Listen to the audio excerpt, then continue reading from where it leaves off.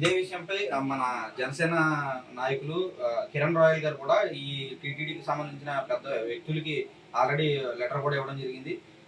దీని పట్ల ఏం చెప్తారు?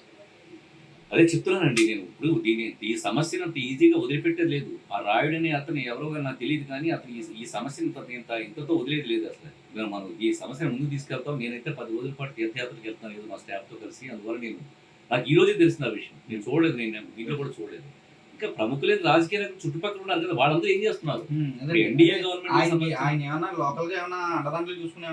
నాకు అది అర్థం కావట్లేదు. లోకల్ గా ఎవరైనా అండదండలు ఇస్తున్నారా, లేకపోతే ఎవరిని చూసుకుని అతను అలా కాదు ధైర్యంగా అతను అలా పీడుతున్నాడో నాకు ఇది అర్థం కావట్లేదు. అంటే ఉన్నారండి కొంతమంది. ఇప్పుడు మాకు అసాగో ఫ్యాక్టరీ ఉంది. అసాగో ఫ్యాక్టరీ అది చాలా ఘోరమైన ఫ్యాక్టరీ.